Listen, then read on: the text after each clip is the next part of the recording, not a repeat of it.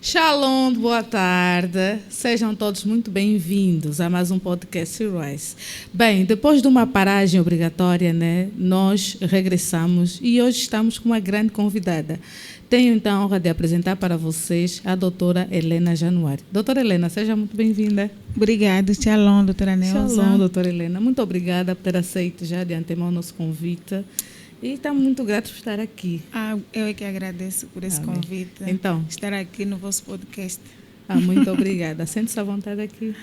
Muito à vontade. Bem, doutora Helena, desde a primeira vez em que a vi, chamou-me a atenção por ser uma pessoa dócil, meiga e muito acolhedora. Doutora Helena, mas para quem está em casa e não conhece a doutora, queria saber quem é a doutora Helena Januário?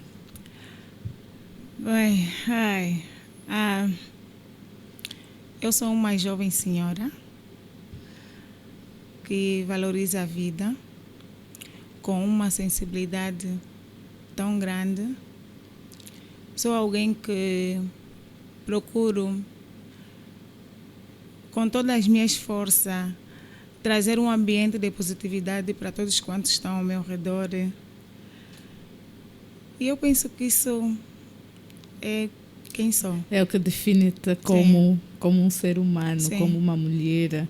E como é que começa a tua caminhada pelo mundo da fé? Como é que entra para o mundo da fé? Onde conseguiu se encontrar como uma mulher de fé? Bem, eu estou acessivelmente 18 anos, olha, quase exatamente o tempo que eu estou de casado, como uma pessoa crente, né? Alguém que realmente adora a Deus. E essa caminhada aconteceu assim, de repente. Na verdade, eu conheci a Deus por intermédio de uma cunhada que convidou-me para ir à igreja. E a primeira vez que eu entrei e ouvi a palavra de Deus, olha, não quis mais outra coisa. Encontrou a sua casa interior. Encontrei a minha casa, encontrei um lar, encontrei um aconchego. Então, acho que Deus é tudo. É tudo para a sua vida. Doutora Helena, escreveu um livro, que por acaso cá está, sobre as implicações psicológicas da infertilidade. Quais foram os momentos mais desafiantes nestes 20 anos? Desde que começou a jornada, a sua jornada pela caminhada, pela infertilidade. Uau! É uma pergunta não fácil, certo. Não fácil de se responder. Eu estou casada há 18 anos.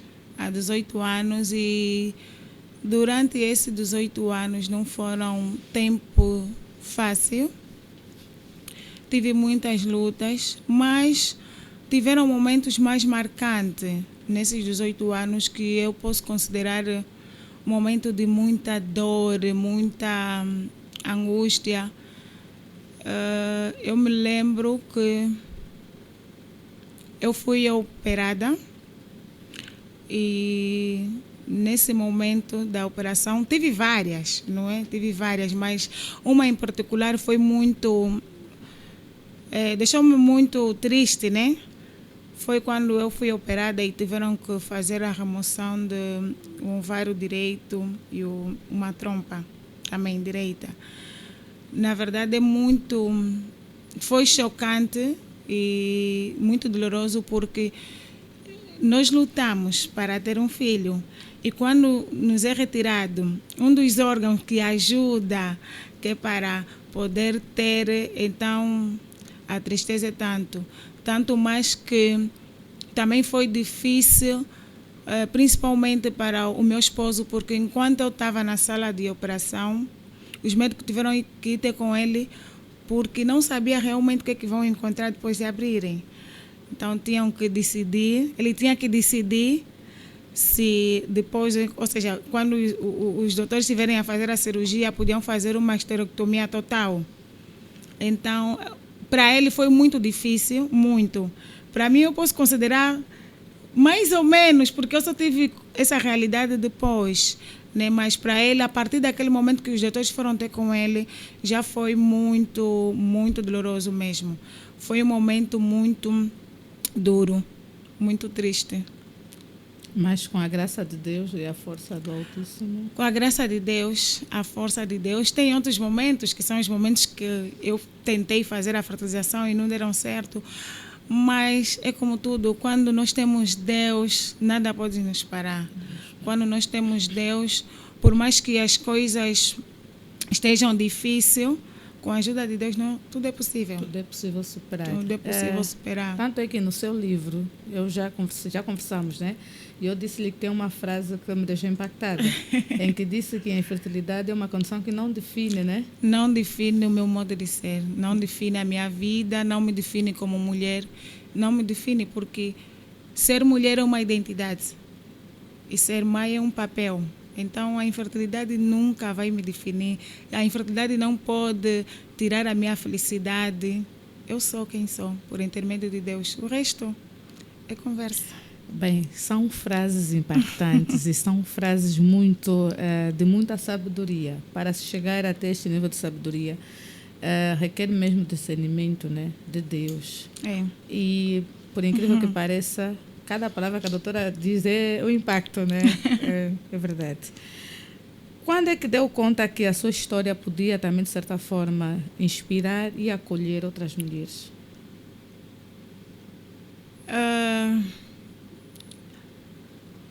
Eu me lembro, sem eu saber, geralmente as pessoas é que notam alguma coisa antes de nós mesmos notarmos que temos algo. Eu tenho uma amiga que somos muito amigas agora, antes não nos conhecíamos, que estava em Portugal. Ela tinha problemas de infertilidade. Na altura ela tinha 2 anos de casado e foi para Portugal fazer um tratamento. Só que quando ela chega lá, ela conhece alguém que é minha amiga. E esse alguém era assim, alguém muito espiritual, alguém de muita oração. Por acaso é a mulher que me ajudou nos meus primeiros passos espiritual, na minha vida com Deus. Os primeiros passos da minha vida com Deus foi ela que me ajudou. E quando ela chega lá em Portugal e conhece essa pessoa que é minha amiga, ela foi impactada com uma pregação da irmã. Depois vai ter com ela no final do culto, explicando a situação que ela estava a vivenciar, que estava há 2 anos de casado, que não podia ter filho, ou seja, que não estava a engravidar, sentia muito mal. E aí ela lhe fala, tu estás há 2 anos, então vou te mostrar alguém que vai impactar muito a tua vida. Até esse momento eu não sabia que as pessoas olhavam para mim e viam que tinha alguma coisa diferente em mim. E ela falou com ela, olha, a Helena é uma amiga que eu tenho em Angola, ela é uma mulher que eu nunca via chorar, está sempre alegre, está sempre em comunicação com as pessoas, uma mulher cheia de luz. Creio que quando tu conheceres, vai ajudar-te nessa condição que tu estás. Ela já está há 10 anos, na altura tinha 10 anos de casado, né? Ela está há 10 anos, mas eu nunca senti realmente que ela tem esse problema, nunca vi. Ela depois me procurou, quando veio de Portugal. Foi nesse momento que eu comecei a olhar um pouquinho mais para esse lado, não só para mim, mas também para outras pessoas. Ela me procurou, ficamos amigas, começamos a orar, fazíamos noite de oração, fazíamos jejum. Então, pronto, naquele momento senti que a minha história não era só para mim e que realmente eu não estava indiferente diante das pessoas. Olhavam para mim, sentiam também que tenho alguma coisa para ajudar, independentemente do que eu estava a viver. Certo. Então creio que neste momento atiçou algum gatilho. Então foi assim que tudo começou. E também eu me lembro que tem uma vez que eu conversei com uma irmã, depois que eu fui ter com ela, isso já um pouco mais para aqui, quando eu estava a fazer um inquérito para tratar da minha monografia, porque eu falei também sobre esse tema, o título um pouquinho diferente. E quando eu fui ter com essa irmã, ela me disse assim, nem tens noção de como eu gosto de ti e como eu desejava que tu um dia falasses comigo. eu te olho e vejo você como um exemplo para mim. Então, aquilo foi me elucidando mais, mostrando que realmente preciso fazer alguma coisa para ajudar aquelas pessoas, as mulheres que têm também esse problema de infertilidade. Porque apesar de eu estar a sangrar, apesar de eu estar com dor, apesar de eu ter também necessidade de ter alguém que me chama de mãe, no verdadeiro sentido da palavra, tem pessoas que olham para mim e sentem-se valorizadas. Exatamente.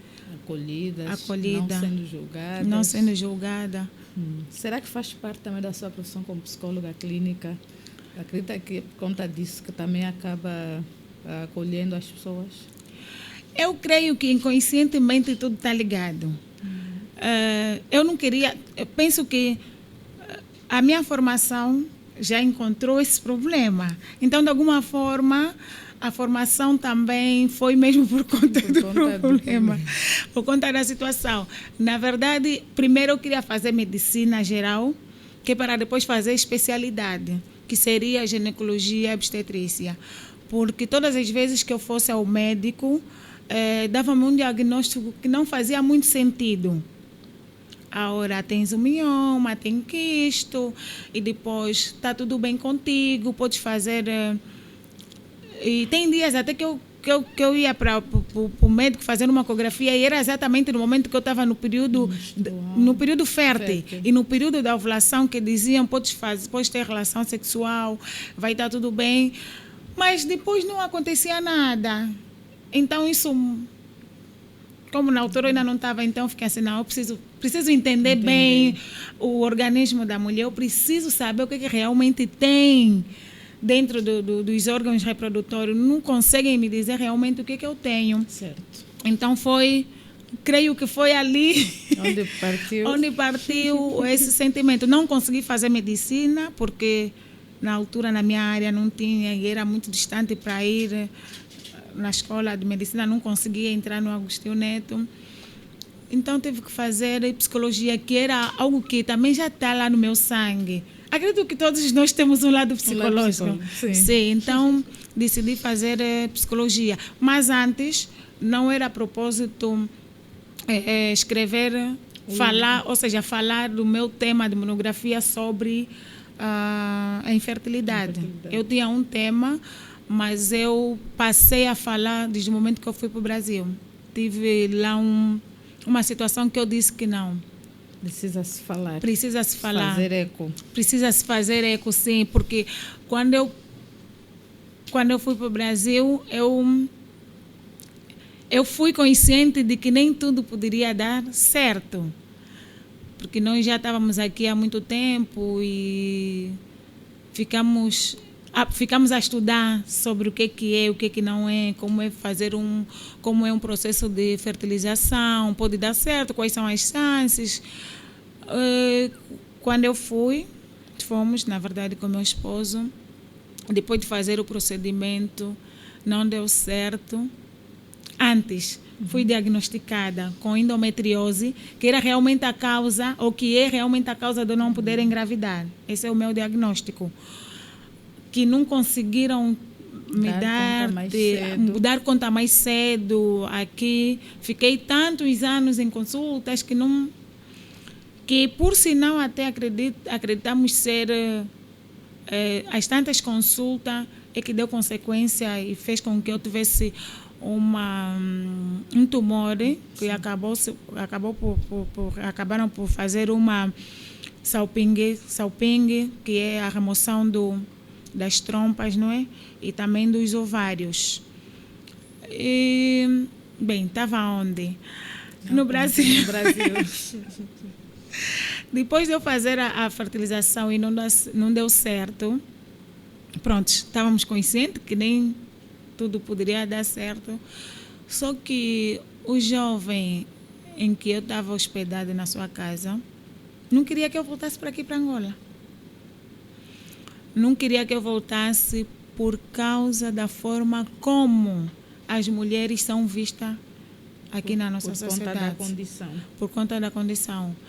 Ele conversou comigo é melhor não ir para Angola, vai ser discriminada, porque ele foi para o Brasil com essa condição, ele e a esposa, graças a Deus eles conseguiram.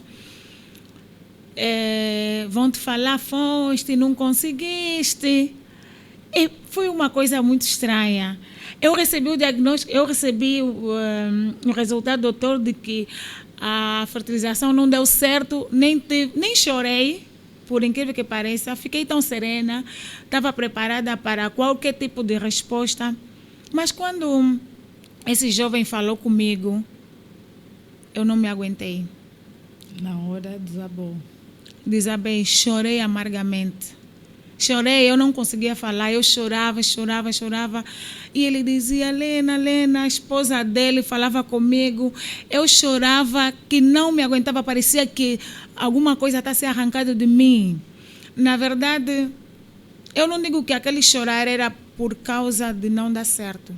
Era por causa da maneira como olham as mulheres com infertilidade. Certo. A maneira como a nossa sociedade mentaliza mulheres, como desvalorizam. Porque se eu não aceito conviver como tal, quer dizer que eu tenho desvalorização de mim mesma. Leva-nos a uma definição de que ser mulher é única e exclusivamente sendo mãe. Exatamente, leva para isso. Chorei tanto que adormeci. Eu não queria falar com ninguém, eles fechei-me no quarto, adormeci. No dia seguinte eu conversei com ele. Ele disse, olha, tu podes ter razão, mas eu não sou quem você está a pensar. Eu sou totalmente diferente. A minha relação é totalmente diferente. Eu não escolhi a condição que eu tenho e eu não vou permitir que as pessoas olhem para mim e acham que eu não sou ninguém, não tenho valor e não posso fazer alguma coisa. Não, eu posso muito. Por isso eu vou voltar. Quando puder, regresso aqui. Mas enquanto isso, aí é a minha terra, a minha casa. E desde aquele momento, eu fiquei com um choque que eu disse, eu tenho que fazer alguma coisa. Foi daí que eu tive a iniciativa de escrever, porque eu estava já a fazer o último ano da licenciatura. Foi aí que eu tive a ideia de escrever. Já tinha um tema, mas troquei tudo, falei com o meu tutor. E depois falei com o pastor da minha igreja, porque eu tinha que fazer inquérito, algumas pessoas. E foi assim. Foi que conseguiu chegar até Exato. a esta parte. Foi assim e que eu cheguei a dizer aqui. Quais são as implicações psicológicas, sobretudo nas mulheres, né, que têm durante o processo ou durante a condição de infertilidade? Olha, existem muitas implicações psicológicas. Uma das implicações que eu posso dizer aqui, de tantas, é a tristeza. A mulher com infertilidade vive momentos de muita tristeza, muita tristeza. A mulher com infertilidade, ela vive com medo. A mulher com infertilidade, ela vive sentindo-se culpada da condição em que se encontra. Às vezes até o homem. Mas como somos nós quem carregamos o filho, não é? Somos nós quem carregamos, então acabamos nos culpando pelo facto de não conseguirmos gerar. Ok, pelo facto de não conseguirmos. Então, é muito complicado, é medo, é tristeza, é angústia, é raiva, Sim. É inveja, é ansiedade, é depressão. Ansiedade e depressão, mas depressão nos casos mais extremos, sim. Nos casos mais extremos. Então, não é fácil. Viver essa condição não é fácil. E eu acho que eu já passei por essas fases todas. Essas etapas todas, sim. Já passei por essas etapas todas que foram superadas graças a Deus. Agora olhamos para trás e não tem como. Não tem como. E como é que a condição acaba afetando a dinâmica do casal, assim, no dia a dia, ou desde o momento em que se recebe, às vezes, o diagnóstico? Porque a infertilidade é uma coisa do casal. Nós devemos aprender aqui que a infertilidade é do casal, não é da mulher. É o casal que enfrenta. Normalmente, se o casal não estiver preparado psicoemocionalmente, muitos até acabam separando. Mas como é que a doutora aconselha a dinâmica do casal enquanto ainda estiver a viver com a condição de infertilidade?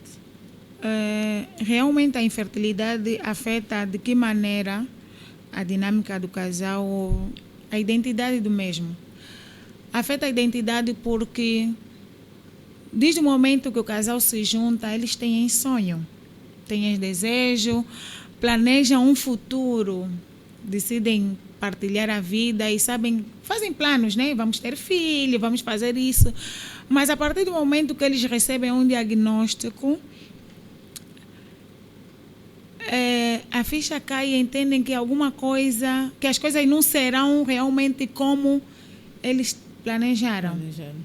E nesses casos, para os casais, o mais correto é olhar um para o outro, não vivendo como eu, mas sim nós.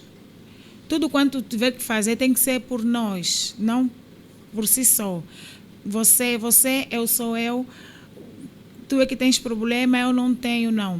E deve haver comunicação assertiva e verdadeira. Porque para cada um expressar o seu sentimento, as suas desilusões, as raivas, porque se não for assim, então não tem como ter uma dinâmica, nem tem como o casal resistir a essa condição de infertilidade. Não, é necessário muita amizade, muito companheirismo. É necessário olhar para o parceiro e ver que eu sou ela e ele sou eu. Ele sou eu. Sim, colocar-se no lugar do outro. Muita empatia também. Muita, né? sim. Na verdade. Sim, muita empatia. Falou que é uma mulher de fé e isso, quem a conhece, mesmo até quem não a conhece, consegue sentir, porque transmite paz, transmite luz do Espírito Santo. A igreja, que papel desempenhou na sua saúde emocional, na sua vida emocional com relação à condição? A igreja desempenha até agora. Todos os dias desempenha um papel. A igreja é um local de acolhimento, é um abrigo, é um local onde nós vamos buscar a Deus. E não tem como não ser um lugar de reencontro, não tem como ser um lugar de amparo. Então, eu acho que as pessoas ao meu redor na igreja influenciam muito positivamente naquilo que eu sou também. Que é também. É um lugar de acolhimento. Não tem outro lugar melhor do que estar na casa do Senhor, não. Não amém. Existe. Na sua atividade, notei, como terapeuta de casal, né? Também tive atenção e notei que depois, no final da atividade, não sei se no final, no princípio, já não me recordo, chamou seu esposo e agradeceu muito o apoio dele. Como é que ele, quando recebeu o diagnóstico, qual é o papel que ele desempenhou na tua estabilidade emocional, ou que ele desempenha até hoje? Segundo o apoio que mencionou também na atividade, que na verdade ele é um seu companheiro de vida. Uau, ele é um amor. Ai, minha pessoa favorita. Senhor Januário, muito obrigada. Está desempenhando um excelente papel. Ai, olha, como eu disse, se o casal não olhar um no outro e entender que o problema dele não é meu, não vai dar certo. Desde o primeiro momento que nós apercebemos que temos essa condição, que nós falamos temos. Assim mesmo. O meu esposo sempre foi aquele amigo.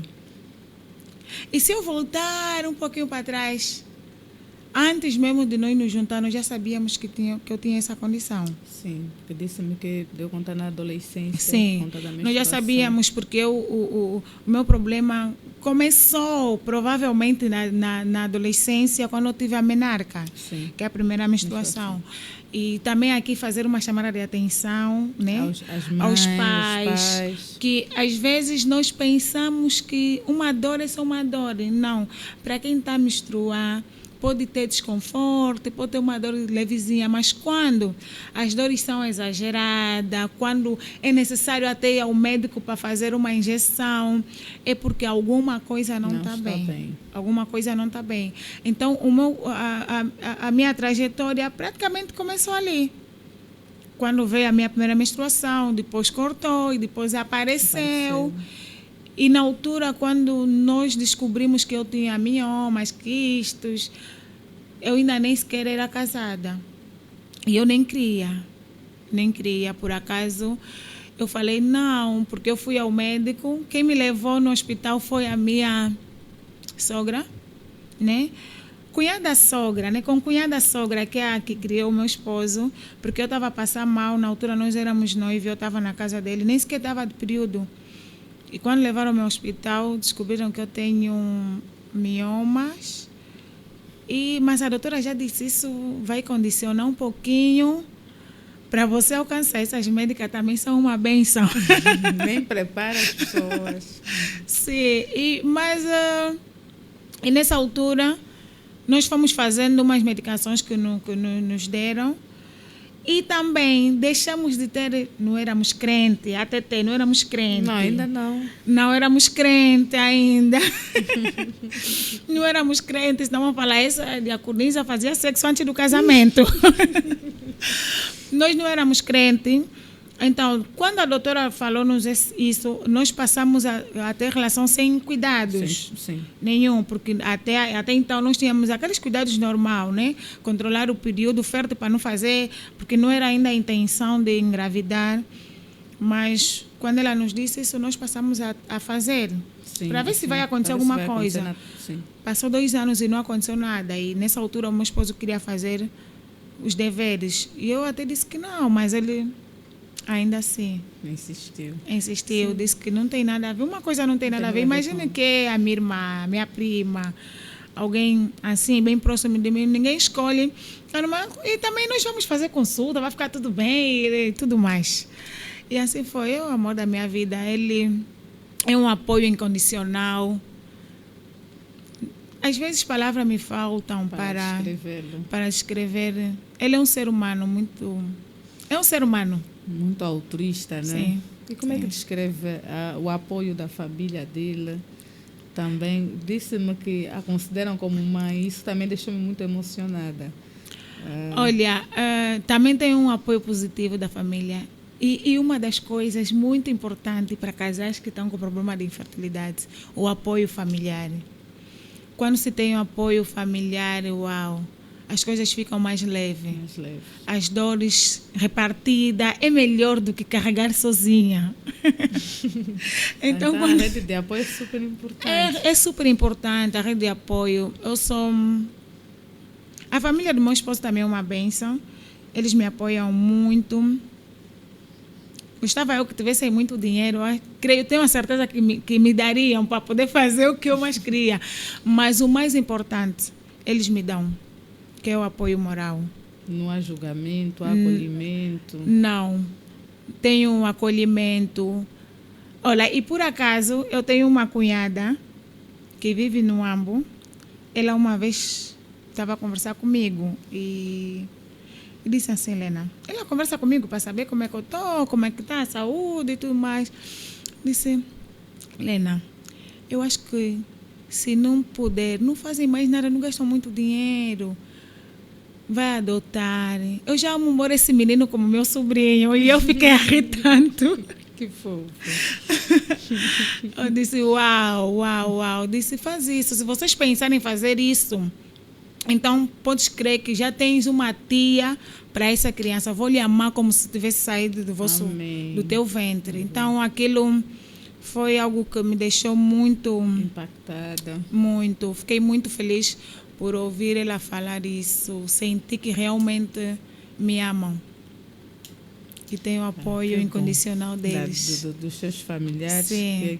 São mesmo seus familiares. São, né? são você meus agora familiares. É filha deles. Eu sou. Pois. Doutora Helena, é diaconisa. De certa forma, as mulheres da igreja acabam também por se abrir consigo, os casais. Tem recebido muitos depoimentos com relação a esse aspecto, a essa condição? Sim, na verdade, como toda igreja, tem sempre pessoas, tal como eu, pertenço a uma igreja e estou nessa condição. também existem pessoas que estão na minha igreja que também têm que estão nessa condição e olham para mim de forma positiva, olham-me como um exemplo, tendo em conta a forma que eu lido com essa condição, sim, tão natural, que só descobre quem não tem filho seu falar, né? Certo. Realmente, mas há pessoas que não conseguem lidar bem com essa condição. Sentem-se tão tristes de maneiras que quem olha já nota que alguma coisa está-se a passar, bem. Alguma coisa não vai bem. Mas eu sinto que ajudo, né? As pessoas que vêm até mim, que podem de alguma forma terem contato comigo, porque também nem todo mundo consegue chegar e falar. E também nós não podemos invadir a vida sem que essas pessoas permitam, sem que essas pessoas permitam que seja aberto a vida deles para de alguma forma ajudar. Mas inconscientemente, mesmo de lá de longe, nós queremos que somos um exemplo de resiliência. Resiliência para certa forma, sobretudo as mulheres. E nisso também muitas delas acabam silenciando o sofrimento, né? Sim.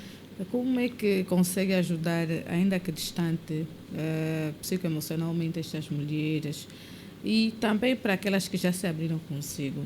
Usou a espiritualidade e a psicologia, de certa forma, para, né, lidar, bem como a tua sensibilidade também, para acolhê-las, né, por conta de muitas terem esse sofrimento. Sim, todas as vezes é como eu escrevi até no meu livro, né? Todas as vezes que eu tenho a oportunidade de falar com alguém, depois de terminar, essa pessoa diz que está bem, que precisava, que precisava de ouvir alguma coisa do gênero. Então, eu creio que é dessa forma que eu tenho ajudado algumas mulheres. Procuro sempre que possível ter contato com mulheres que têm problema de infertilidade. Faço de tudo, não digo, né? Mas procuro sempre forma de ter contato, porque eu sei o sofrimento. E principalmente quando se trata dos primeiros anos de casado, são anos de são anos em que nós não caímos em nós, né? Sim, são anos de muita cobrança, são anos em que nós começamos a nos fazer perguntas, mas o que se passa, o que eu fiz, por que acontece a mim, não acontece aos outros, até parece que você fica bem e os outros é que ficam mal, não existe, não. Meu Deus, então, pá, enfim, mas essas cobranças, essas perguntas nos fizemos, então, de alguma forma, quando quiser fazer essa pergunta, tem sempre aí alguém que diz: a vida não é fácil, mas é possível viver. É possível viver apesar de todos os obstáculos apesar de todos os obstáculos. Ela nos impõe. Exatamente. Quando disse que não é definida pela maternidade, eu gostaria que explicasse por quê. Porque nós estamos a fazer esse podcast e muita gente não consegue separar a identidade do Estado, né? Então, queria só que falasse um bocadinho mais sobre como conseguiu chegar até esta conclusão de que a maternidade não define uma mulher. Bem, a maternidade não define uma mulher, conforme eu disse, que nós temos uma identidade, nós temos uma personalidade e nós temos projetos de vida. A maternidade é um papel que uma mulher, claro que Deus deu essa possibilidade, nós como mulher somos aquelas que fomos condicionadas para gerarmos, né? Sim, certo. Mas, independentemente disso, nós somos filhos de Deus. Certo. Nós somos criatura de Deus. Nós somos alguém que Deus nos colocou aqui nessa terra com um propósito. Nos colocou aqui com um objetivo.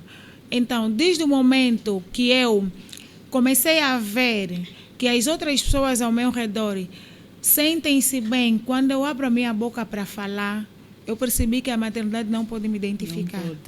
Não pode mudar quem eu sou, nem pode desvalorizar quem eu sou, o que eu posso fazer. Então, desde aquele instante, eu percebi que eu sou alguém especial. Especial, que não Sim. é... Por favor. Sou alguém especial. Eu sou alguém que está aqui com algum propósito. Então, eu fiz dessa condição um propósito de vida, fiz dessa condição uma escola. Uma escola. De empatia, de ajuda, de acolhimento. Uau. De certa forma, já ouviu, né, muitos mitos e crenças com relação à infertilidade. Quais são, assim, os que ouviu, que viu que era um tremendo absurdo, né, se assim podemos chamar, com relação à maternidade ou à infertilidade? Isso é psicológico. É psicológico.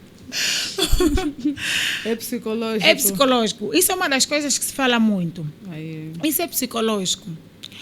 Dizem que é psicológico, mas... E já está. Isso é psicológico. Isso é um problema psicológico. Uma das teorias, né? Uma das coisas que normalmente as pessoas dizem a mulheres com infertilidade, principalmente nos primeiros meses. Mas, como psicólogo, nós sabemos que o problema psicológico não arrasta até 1 ano. Não. Nós podemos ter uma pressão psicológica durante um período de 6 meses, pelo menos. Mais do que isso, já não é psicológico, já não é pressão psicológica. Então, é alguma coisa séria. Também, isso vai passar.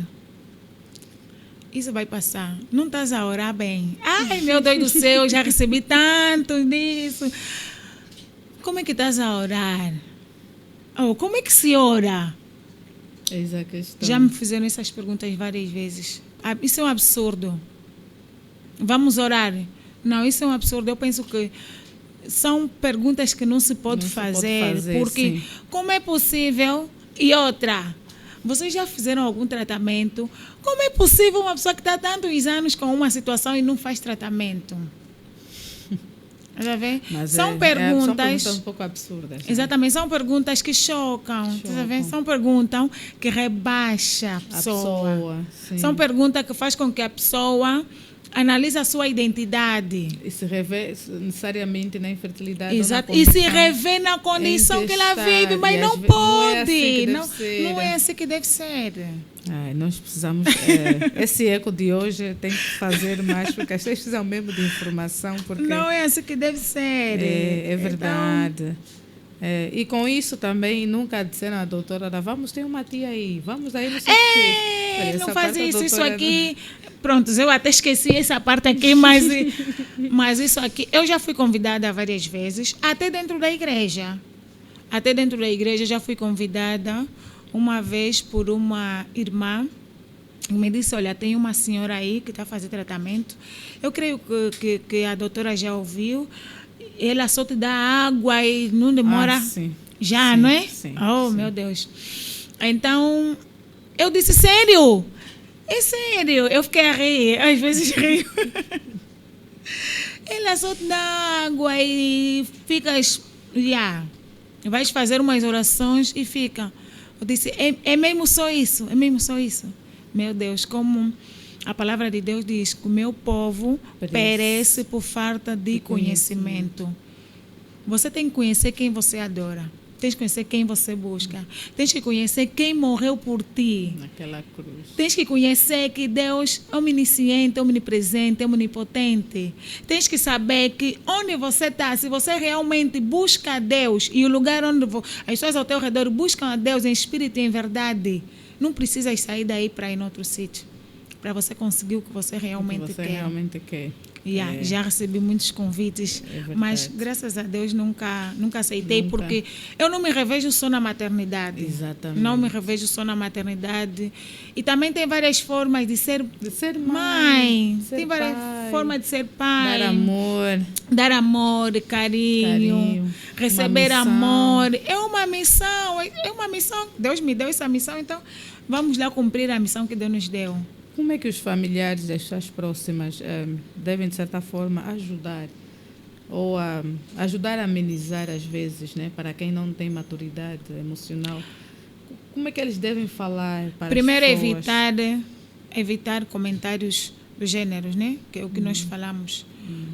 Perguntar, bebê, então vai vir quando? Já estás há muito tempo, o que é que estás a fazer? às vezes escutar é melhor do que falar. Certo. Porque quando nós escutamos, nós nos solidarizamos. Mas tem que escutar mesmo, tem que ouvir mesmo. A escuta ativa não é simplesmente falar, não, tem que sentir. Uma escuta empática. Exatamente, tem que se colocar no lugar da pessoa. Então, isso aqui faz toda a diferença. Ajuda muito, né? Faz toda a diferença, alivia a dor. Às vezes chegar, dar um abraço. Já é suficiente. É suficiente. Tem uma irmã que eu abraço na igreja, ela fala, eu adoro esse abraço. É um abraço sincero, caloroso. É. Amém. E nisso, como é que o casal deve se fortalecer, assim, doutora Helena, para que nós também lá em casa possamos transmitir para pessoas que nesse momento estejam também a viver ou, de certa forma, queiram ajudar, né, as pessoas de certa forma, a aliviar?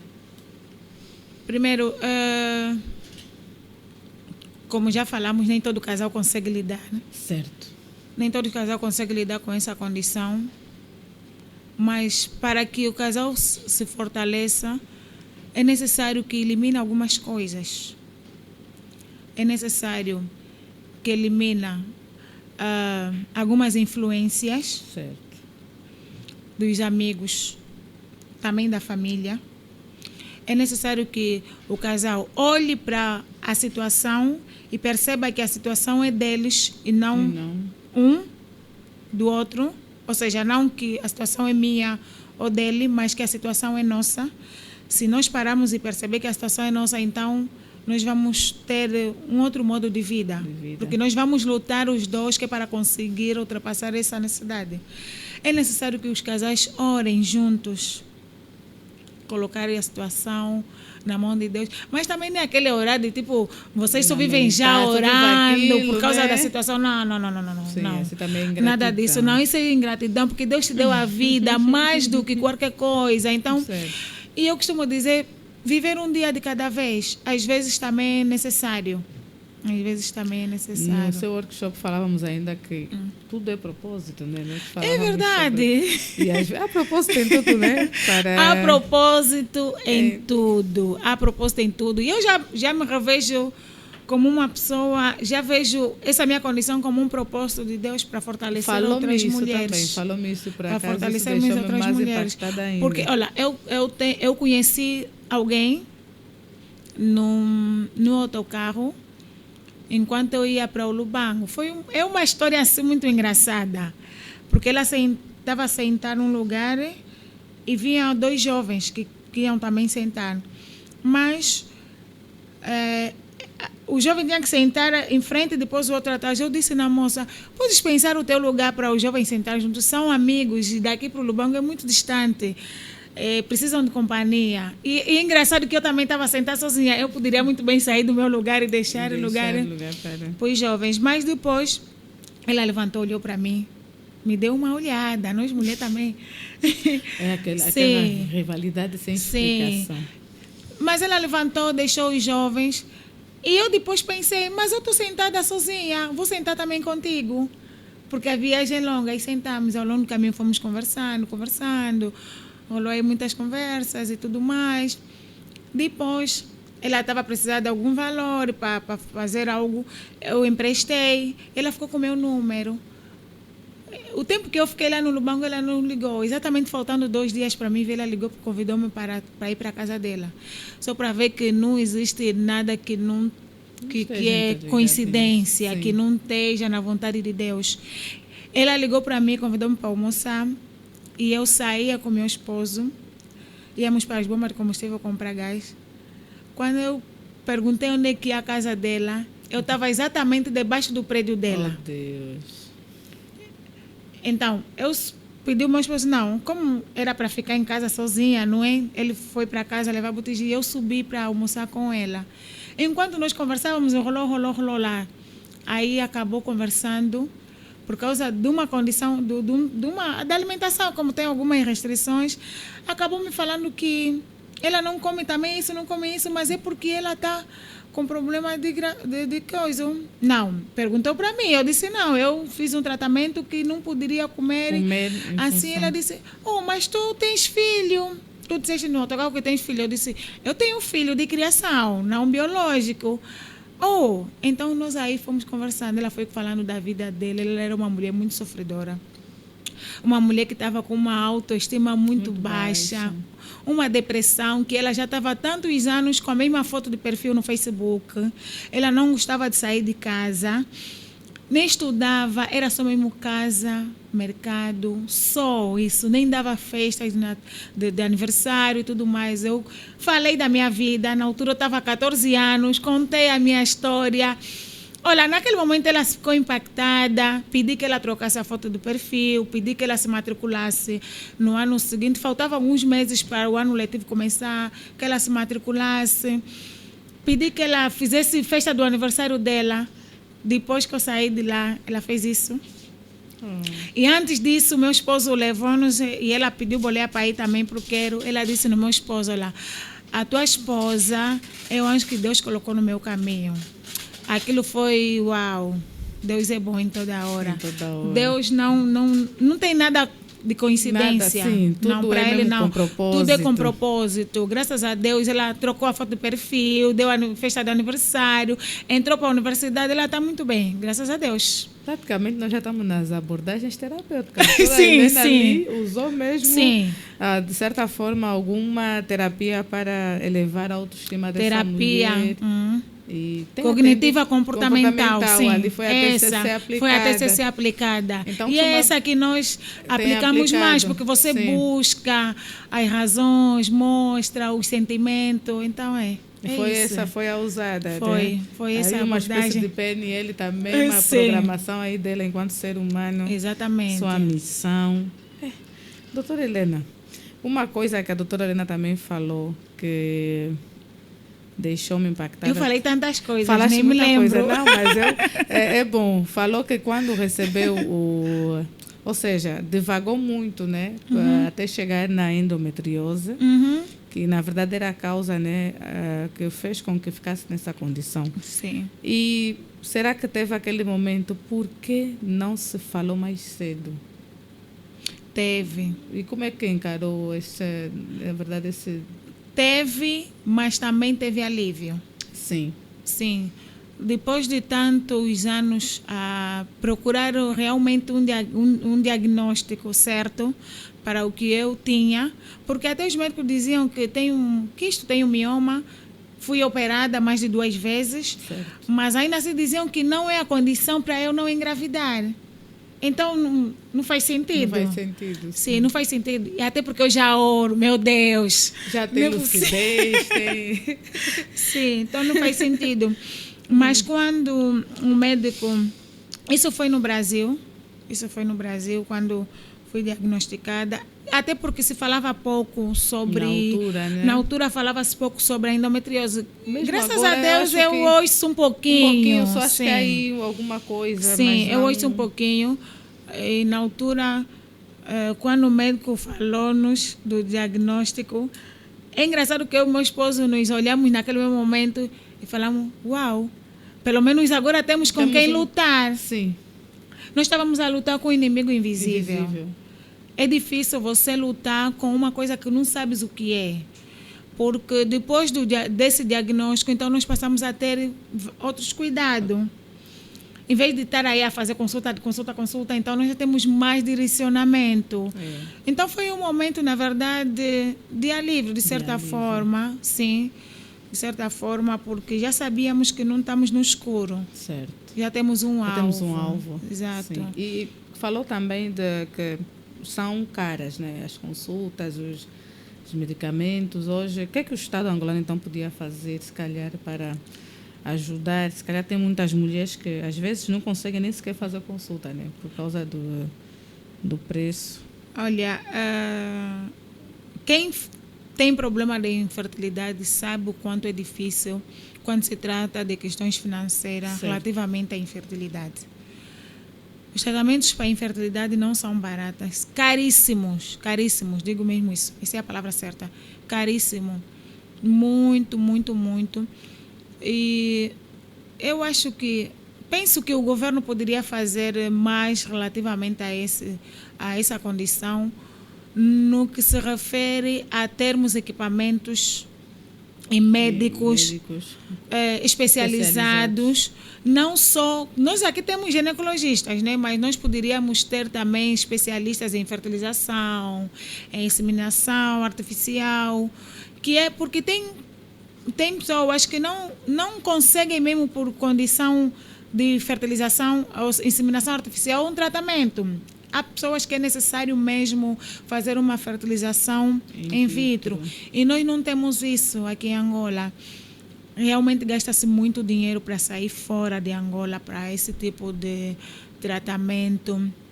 É muito desgaste físico, mental. Emocional. É muitas emoções à flor da pele. Ansiedade. É muita decepção. ansiedade. É muita decepção. Depois de não dar. Sim. É muita decepção. É uma mistura de sentimento que é difícil de realmente de explicar como tal. Só quem vive sabe o que é. Mas é muito caro e eu acho que podia-se fazer alguma coisa. Né? Nós temos hospitais aqui que poderia servir para esse fim também. Certo. Temos hospitais. A Helena de 20 ou 18 anos atrás, comparando com a Helena de hoje, como é que a Helena define a Helena de hoje com relação à Helena de 20 anos atrás? Eu sou através do ontem. Eu sou através do ontem. Eu me considero uma mulher resiliente. Amém. Fruto de tudo quanto eu vivi. Caí, cresci. Sofri, chorei muito e às vezes ainda choro, confesso. Graças a Deus nos fez Senhor. Amém. Sim, cresci. Sim. Eu caí, eu me considero resiliente porque consigo renascer. Todas as vezes que eu faço alguma coisa que tem a ver com um problema de infertilidade, acabo ficando mais forte. She rise. Yes. Bem, eu falava agora há pouco com o seu técnico. Ele disse She rise. She rise é sobre isso, é sobre uma mulher que cai e se ergue toda vez, né? E se ergue mais forte. É fênix, na verdade. Então, eu vejo também a doutora Helena uma fênix. Uau. E de certeza que o seu livro e a sua história de vida vão impactar ainda mais muitas mulheres, não só pela condição de infertilidade, mas pela resiliência, né? Fruto daquilo que tem desempenhado. Qual é a mensagem que deixa para as mulheres no geral sobre ser mãe, sobre as formas de amor, sobre missão, sobre propósito?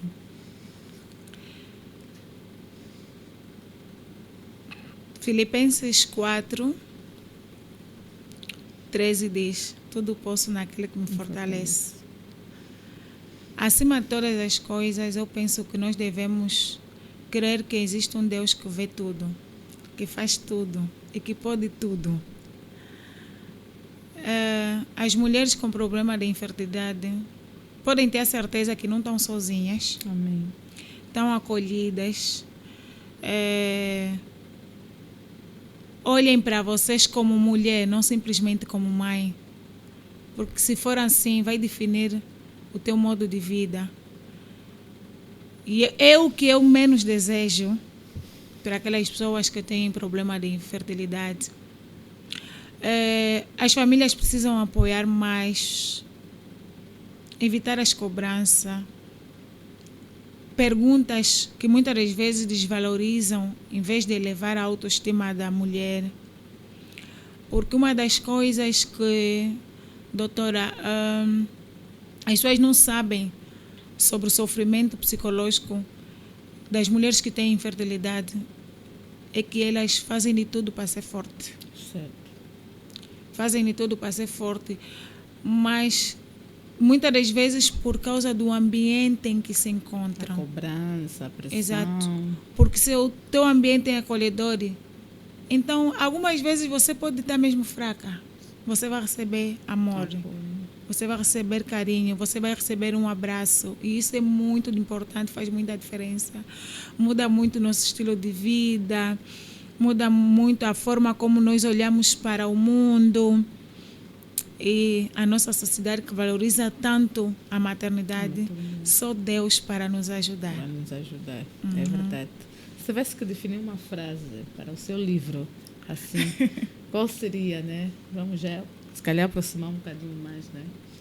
Qual seria a frase que tinha, né? O que deixa para, de certa forma, descrever tudo que está aqui? Eu acho que quando a doutora Helena tirou o livro, acho que falava, né?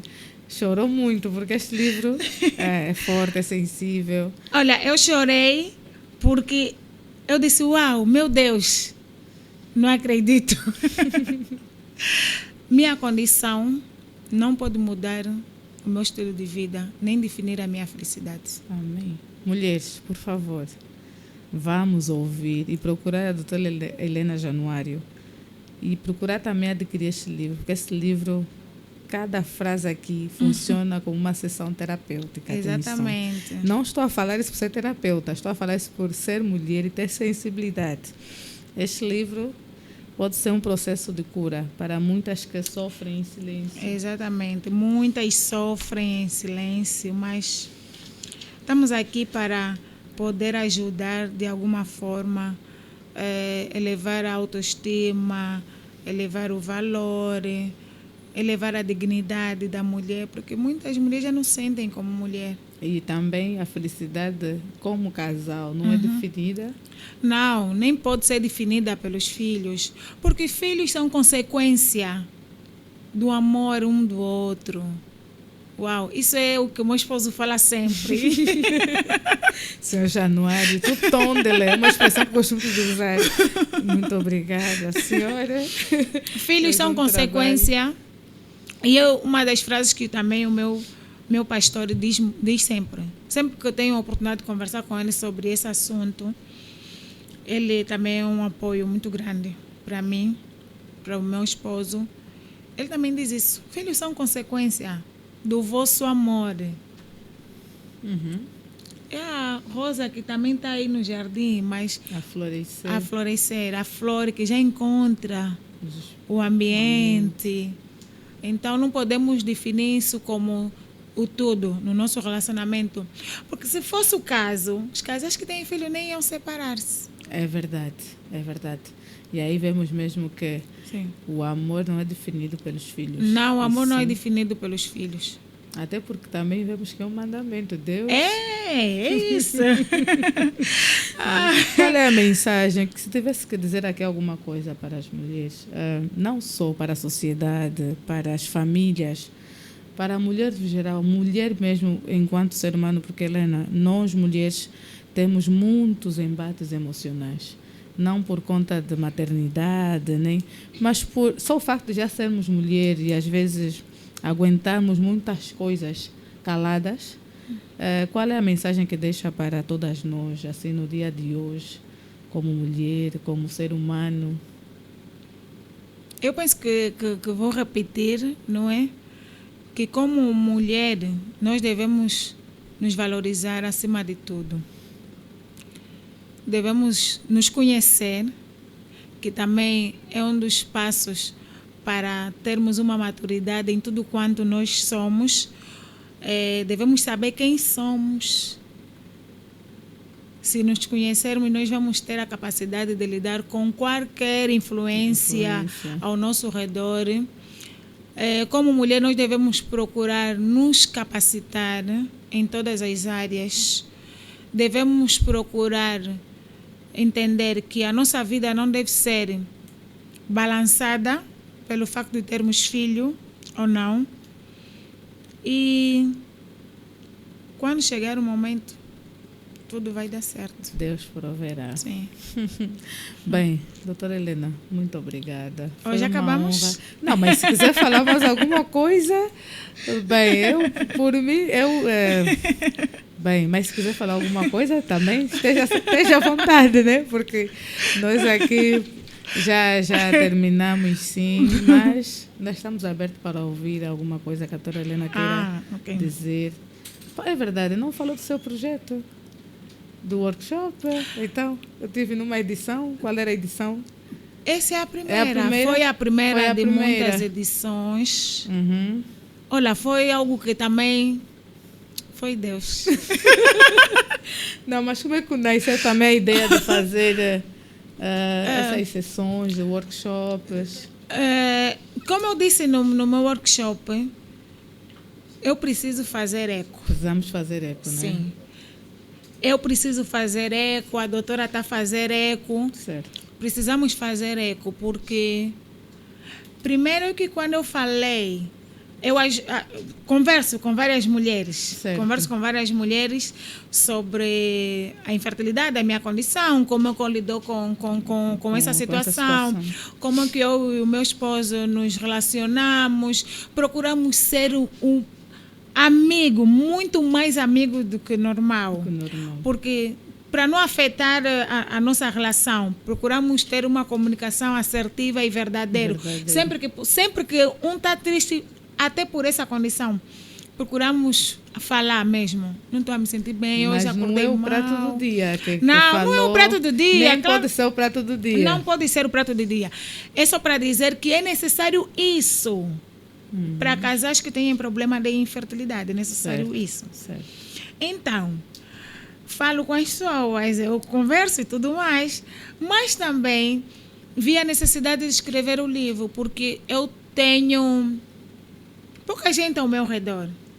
Com o livro, pensei que penso eu, que chegaria um pouco mais distante. Mais além, certo. Mais, porque a ideia é chegar a mais pessoas, porque a nossa sociedade valoriza tanto a maternidade que desvaloriza a mulher como tal. Sim.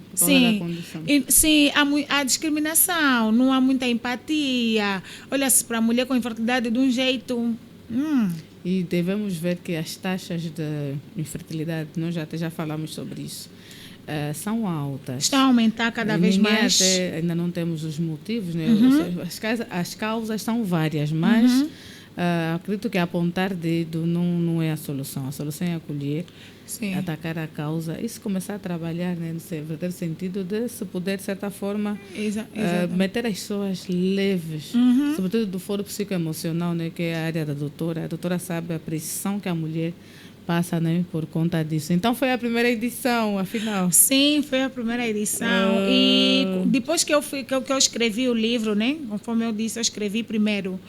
A primeira motivação foi pelo facto de eu estar nessa condição e também foi porque as mulheres vivem esse mar negro, vivem nessa angústia, nessa nem tristeza. Precisam, né, doutora? Não precisam mesmo, não precisam, porque não podemos estar definidos só pelos filhos, porque também queria que a sociedade falasse mais, porque quanto mais falamos sobre um determinado assunto, mais ele deixa de ser tabu, porque ainda é tabu. É incrível que você chega num meio em que está se falar sobre infertilidade, para a mulher que tem problema, não consegue ficar... Eu sinto-me à vontade em estar no meio em que está se falar sobre esse tema, mas há mulheres que estão nessa condição não conseguem. Só não conseguem preparo, né? Porque não se ouve muito sobre o mesmo assunto. Então, um determinado assunto, quanto mais se fala, mais passa a ser normal. Não que nós vamos normalizar a condição, mas... Sim, mas o assunto em si deixa de ter um peso... Exatamente. Um fardo tão pesado sobre as pessoas que vivem nesta condição. Exatamente. Então, foi mais ou menos por conta disso que nós decidimos escrever o livro. E depois de escrever o livro, ainda assim vimos que há necessidade de passar a fazer palestras, workshops. Já fiz palestras sobre... Mas então, de repente, dormi. Acho que o senhor estava a me cobrar tanto que eu fizesse... workshop. Orei muito, tanto mais que eu não cobrei, mas eu aluguei um espaço muito caro. E algumas pessoas estavam dizendo, não, mas estás a gastar muito dinheiro, que é para... Eu disse, há coisas que não é dinheiro. Para impactar vidas. Não, há coisa que não é dinheiro. Tem coisas que nós fizemos que não tem nada a ver com dinheiro. Inclusive a Sandra Band, né, que foi a moderadora, ela disse que graças àquele evento ela também saiu de lá um bocadinho mais leve e muito impactada com a forma como a doutora Helena conduziu também o evento e as pessoas que lá estavam. Então nem sempre é pelo dinheiro. Então a ideia era chegar a todos, porque também nem todos têm condição. Tem condição. Nem é todos verdade. têm condições, no caso. Então, a ideia era chegar a mais pessoas possível. A ideia é ajudar aquele, porque eu já sei os custos que é para poder fazer consulta de fertilidade. É verdade. Às vezes eu paro e digo assim, eu tenho um pouquinho, só um pouquinho, consigo fazer alguma coisa, eu consegui ir para o Brasil, consegui ir para a África do Sul, consegui ir para a Namíbia. Tem pessoas que não conseguem nem sequer ir para uma clínica. Certo. E os nossos hospitais públicos, que não ajudam muito, sinceramente, não é fácil. Não é fácil mesmo. É verdade. Doutora, quais são as suas redes sociais, assim, para as pessoas tentarem localizar a doutora? Psicóloga, Sim. Facebook, eu acho que tudo tem o mesmo nome. O Facebook é psicóloga Helena Januário, TikTok Helena Luciano ou Helena Januário, IMC. Acho que é uma coisa assim. E o Instagram também é Helena Luciano Januário. Luciano Januário. Doutora Helena, luz, paz, tranquilidade, Obrigada. serenidade, resiliência Amém. e, sobretudo, propósito, né? É. Porque tu és mesmo uma verdadeira Shiruais. Nós estamos aqui para nos levantarmos umas às outras. Somos mulheres que temos uma missão, independentemente do estado, Das das circunstâncias. circunstâncias. Deus nos fez com um propósito.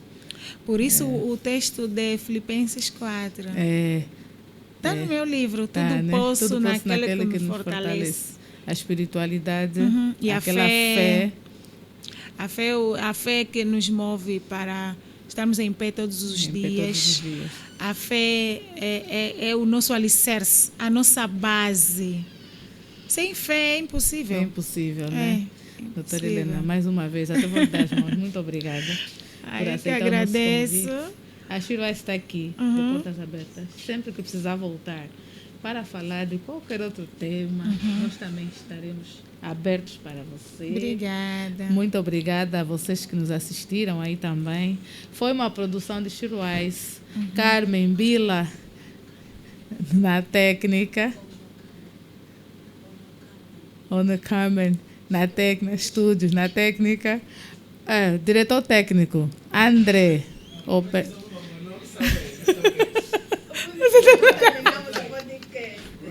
Essa aqui vai ser parte do backstage. Vamos lá. Espera aí. 1, 2, 3. Bem, este podcast foi uma produção de Ono Kamen Studio, com a coprodução de Shiruais. Na técnica temos André Pedro, Carmen Bila e prontos. Eu sou Neuza Cardoso. Normalmente nunca me apresento, mas hoje decidi me apresentar. Sou Neuza Cardoso. Estivemos aqui a conversar com a doutora Helena Januário. Ela que é psicóloga clínica e mentora de mulheres e também diaconisa. Muito obrigada a você que nos acompanhou e até a próxima. Shiruais, vozes que se erguem. Obrigada. Doutora Helena, um abraço. Um abraço, muito obrigada. Vocês estão